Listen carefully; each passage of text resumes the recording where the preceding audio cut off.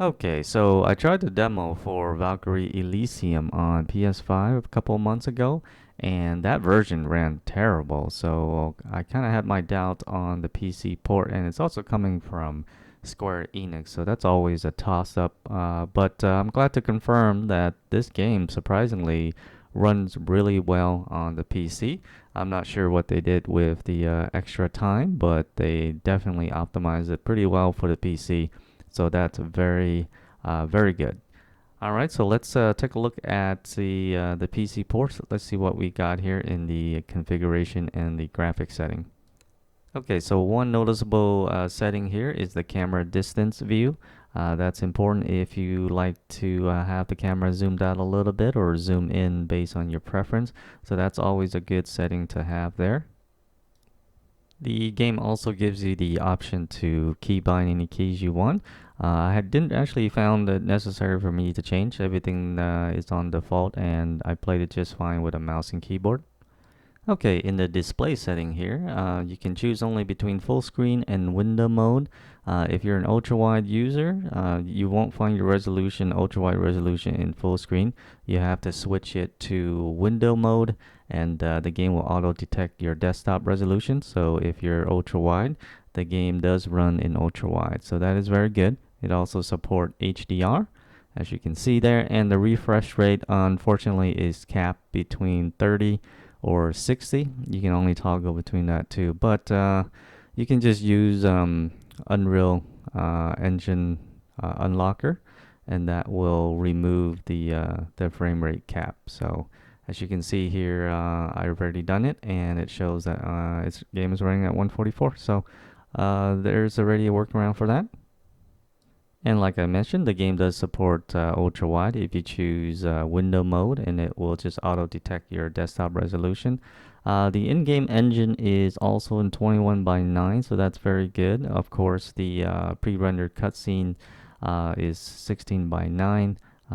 So far, I'm about 3 hours into the game, and I've only encountered one pre-rendered cutscene. So the ultra wide in-game engine cutscene looks pretty good, as you can see here. So I'm actually really surprised. I was not, to be honest, I was not expecting ultra wide support for this game. Didn't really hear anything about it, but fortunately, it's actually really good. Natively supports everything, even including menus and everything. So the game also supports upscaling technology. You got your TSR here, and to be honest, I have no idea what TSR is. I've never seen it before. And then you got your AMD FSR and DLSS. Anti-aliasing, you only have two options, FXAA and TXAA. All right. The game does support HDR, however, this is the only option you get to adjust the brightness. I didn't see anything specific for HDR. So it does support HDR, but it's not really impressive at all. All right, and for audio, you can choose between Japanese or English. So that's not bad. You can actually play in Japanese if you find the English voiceover not to your liking. And I think the main Valkyrie, I think she her voice is pretty good. If you decide to pick this game up, I do recommend to, and you're looking for a challenge, I do recommend starting with very hard. I started with hard thinking that maybe that's the right difficulty, but I find it to be a little bit on the easier side, so I do recommend going with very hard.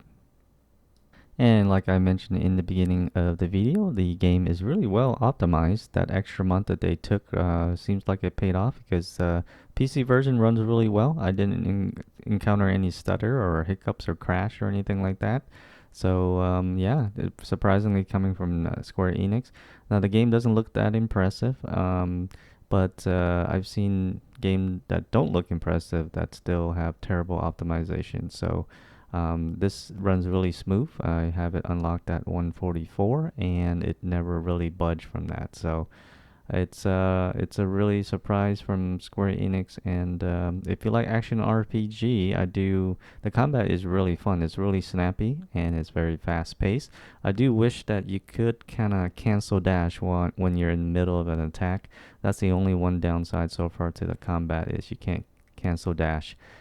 when you're anticipating an enemy attack. So, but other than that, combat is really fun. It's fast paced, and it feels good to strike enemies and dodge. And the spell looks really incredible as well. The music is great. It's Square Enix, so the music is always incredible.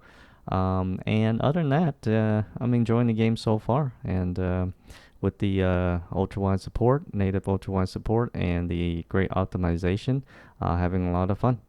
All right, so that wraps up the video. Thanks for watching, and don't forget to give me a like and consider subscribing. See you in the next video. Take care. Peace out.